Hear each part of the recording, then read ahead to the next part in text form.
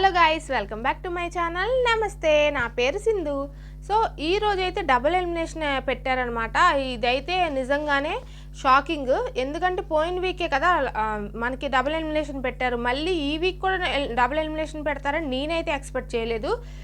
అసలు నాకైతే ఇలా డబుల్ ఎలిమినేషన్ పెట్టడం కన్నా లాస్ట్ వీక్ ఎలాగో డబుల్ ఎలిమినేషన్ పెట్టారు కాబట్టి ఈ వీక్ మిడ్ వీక్ ఎలిమినేషన్ పెడితే ఇంకా బాగుండేది అనిపించింది.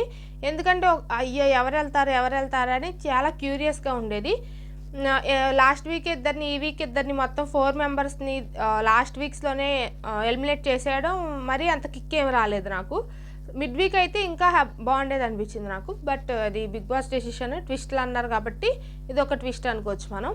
సో ఈ రోజు అయితే ఒకళ్ళు ఎలిమినేట్ అయిపోతారు, రేపు ఇంకొకళ్ళు ఎలిమినేట్ అయిపోతారు. సో ఈరోజు సాటర్డే ఎపిసోడ్లో అయితే రోహిణి గారు ఎలిమినేట్ అయిపోయారు. రోహిణి గారిని లేడీ శివంగి అనుకోవచ్చు, లేడీ టైగర్ అనుకోవచ్చు, ఫైటర్ అనుకోవచ్చు.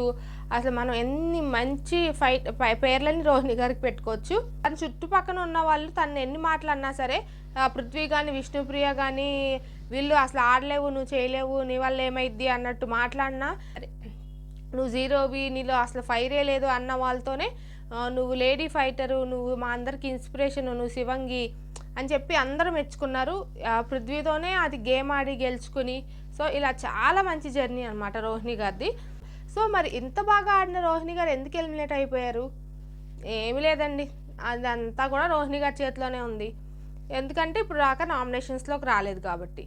ఇప్పుడు రోహిణి గారు ఏమంటారు, నేను నామినేషన్స్లోకి నేనేమన్నా తీసుకురావద్దన్నానా, మిమ్మల్ని నామినేట్ చేయొద్దన్నానా, నేనేమో మీ దగ్గరికి వచ్చి రిక్వెస్ట్ చేశానా నామినేషన్స్ చేయొద్దని, అది ముందే చేయొచ్చు కదా అని చెప్పి అంటారు కదా. సో అలాగన్నప్పుడు, ఇంత తెలిసినప్పుడు గేమ్ గురించి వీటి గురించి ఆల్రెడీ ఎక్స్పీరియన్స్ ఉన్నప్పుడు, మరి నామినేషన్స్లోకి రాకపోతే వచ్చిన వెంటనే ఎలిమినేట్ అవుతారని ఆవిడకి తెలియదా? మరి ఎందుకు నామినేషన్స్ చేసుకోలేదు? నామినేషన్స్ అంటే భయం, అంతే. రోహిణి గారు గేమ్లో విన్ అయ్యి శివంగి అని సాంగ్ ప్లే చేసి ఆ వీక్ మెగా చీఫ్ అయ్యారు కదా. సో అదే వీక్లో రోహిణి గారు నామినేషన్స్లోకి వచ్చి ఉంటే ఈరోజు ఆవిడ ఎలిమినేట్ అయ్యేవారు కాదు. 100% రాసిస్తా. మంచి ఫ్యాన్ బేస్ వచ్చేది.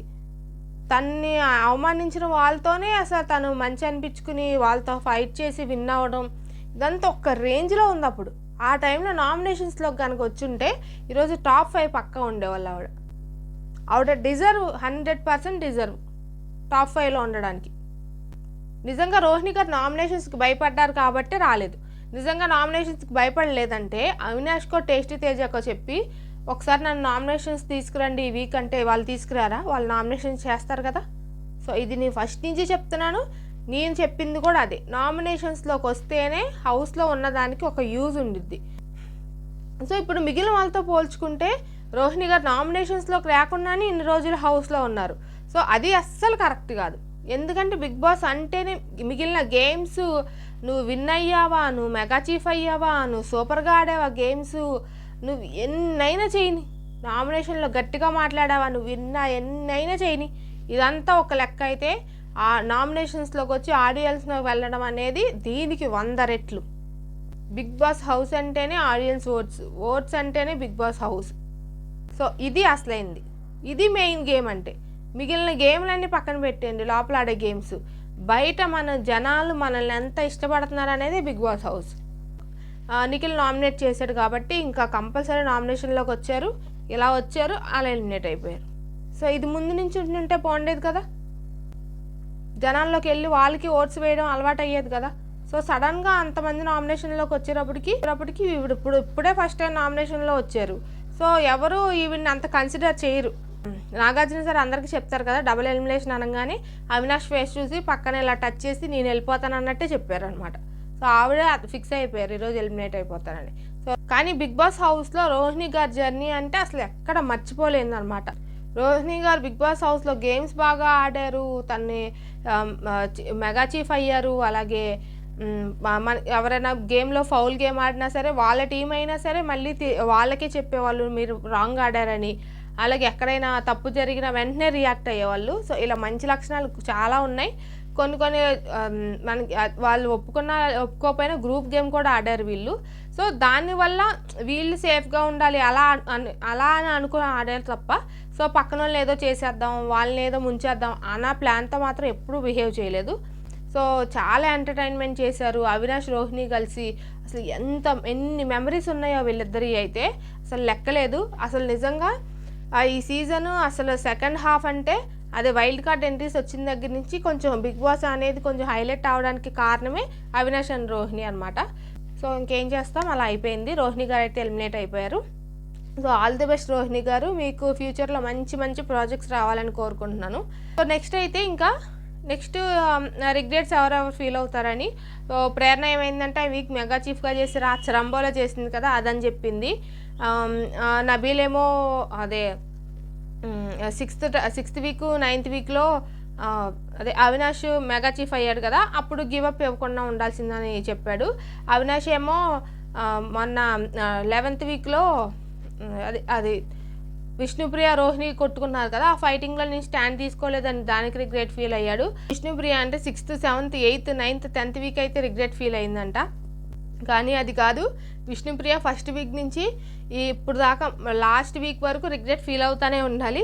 జస్ట్ ఈ లాస్ట్ వీక్ మాత్రమే రిగ్రెట్ ఫీల్ అవ్వక్కర్లేదు, ఎందుకంటే గేమ్లో 100% ఎఫెక్ట్స్ పెట్టింది కాబట్టి.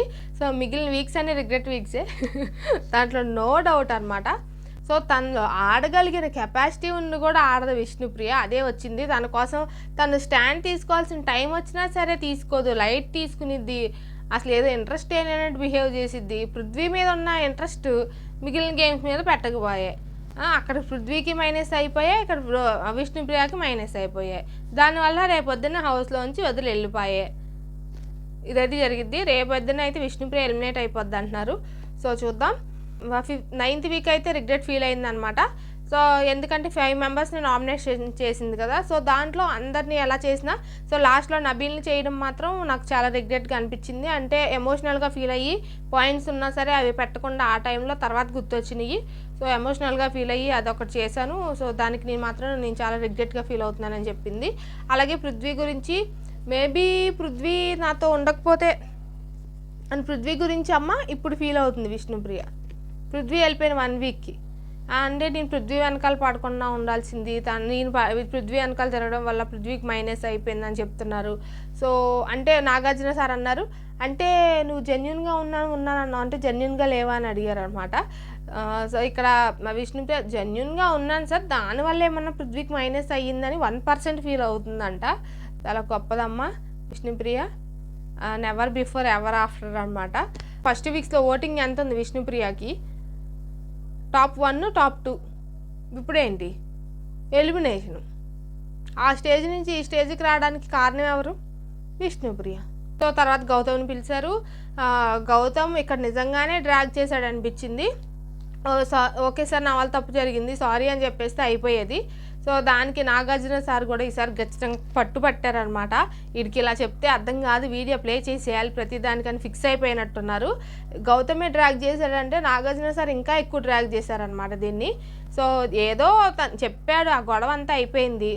నార్మల్గా నువ్వు అది సారీ ఫీల్ అయ్యి ఉంటే సరిపోయేదని చెప్పి ఏదో చెప్పేయక ఇంకా దాని గురించి వీడియో ఈ మొక్క వేస్తాను అని చెప్పి ప్రతి మొక్క వేసి చూపించారు. సో దీని నుంచి మళ్ళీ నిఖిల్ టాపిక్ నుంచి మళ్ళీ ఇంకో టాపిక్కి ఇలా అంతా అయ్యిందనమాట. ఇక్కడ నిఖిల్ చేసింది తప్పే, గౌతమ్ చేసింది తప్పే, కానీ ఇక్కడ నిఖిల్ ఒప్పేసుకున్నాడు, అది నిఖిల్కి ప్లస్ అయింది. ఇక్కడ గౌతమ్ కొంచెం డ్రాగ్ చేయడం వల్ల ఇంకా దాని చుట్టూరే ఎక్కువ తిరిగినట్టు అనిపించింది అంతే. సో ఇంకా నాగార్జున సార్ అంటే ఆల్వేస్లీ ఇంకా గౌతమ్కి స్పెషల్ ట్రీట్మెంట్ ఇస్తారు కదా ప్రతి వీక్. సో అది చేసిన చిన్న తప్పైనా పెద్ద తప్పైనా సరే ట్రీట్మెంట్ మాత్రం బాగా ఇస్తారు నాగార్జున సారు. అలాగే ఇచ్చారనిపించింది గౌతమ్కి ఈరోజు. చూసుకుని కూర్చోబే అన్నదానికి యశ్మిని వాడుకుంటున్నాం అన్నదానికి దీని గురించే డిస్కషను. అండ్ తర్వాత నిఖిల్ని పిలిచారు. గౌతమ్ రిగ్రెట్ ఏంటంటే 6th వీక్ అశ్వత్థామ అన్నారు కదా, సో దానికి అప్పుడు నేను ఆ ఫన్నీ టాస్క్లో ఫన్నీగా తీసుకోవాల్సింది, అప్పుడు ఫీల్ అయ్యాను, అది నచ్చలేదని చెప్పాడనమాట. అది జరిగింది. తర్వాత నిఖిల్ని పిలిచారు. నిఖిల్ ఏంటంటే ఈ వీకే సార్ నా రిగ్రెట్, ఎందుకంటే నేను బే అనకుండా ఉండాల్సింది, కొన్ని మాటలు నేను కూడా లూజ్ అవ్వకుండా ఉండాల్సింది అని చెప్పాడనమాట. నేను సారీ చెప్పాను సార్ గౌతమ్ కానీ. ఇక్కడ గౌతమ్ నిఖిల్కి ఎలా సారీ చెప్పాడంటే నువ్వు మూసుకుని కూర్చోవడం అనేది నీకు డిస్రెస్పెక్ట్ అనిపిస్తే నీకు సారీ అని చెప్పాడు. అక్కడ నిఖిల్ కూడా ఏం చెప్పాడు, బే అనేది నీకు డిస్రెస్పెక్ట్ అనిపిస్తే సారీ అని చెప్పి ఇలా చెప్పుకున్నారు కదా. సో దాని గురించి రోహిణిని అడిగారు, రోహిణి కూడా అదే చెప్పింది. గౌతమ్ ఎలా చెప్పాడంటే నిఖిల్ కూడా అలాగే చెప్పాడని. సో అది సో నేను ఇద్దరిని కంపేర్ చేస్తా చెప్పేస్తున్నాను. తర్వాత నబీలు రోహిణికి కూడా డౌట్ వచ్చిందనమాట. ఏంటి ఇన్ని రోజులు అసలు ఈ యాంగిల్ లేదు, నిఖిల్ నామినేషన్లో ఏంటి ఎంత గట్టిగా మాట్లాడాడు, ఇన్ని రోజులు మాట్లాడలేదు కదా, అప్పుడున్నది నిజమా ఇప్పుడున్నది నిజమా అని. సో ఈ డౌట్ అందరికీ వచ్చింది. సో ఏం లేదు, లాస్ట్ వీక్ మనం ఎలాగైనా ఫైట్ చేయాలి, గౌతమ్ వచ్చాడు కదా, గౌతమ్ ఉంటే మాత్రం నిఖిల్కి ఎక్కడలేని పౌరుషము అన్ని ఈగోలు అన్నీ హట్ అయిపోతాయి అనమాట.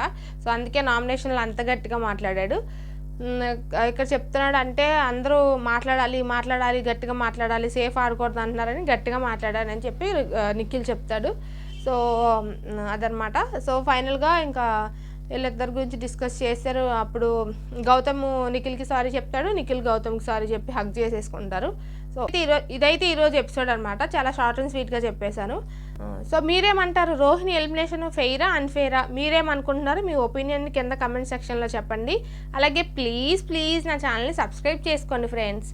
అలాగే పక్కనే ఉన్న బెల్ ఐకాన్ యాక్టివేట్ చేసుకోండి. నా వీడియో నచ్చితే కనుక ప్లీజ్ లైక్ చేసేయండి ఫ్రెండ్స్. Okay, bye.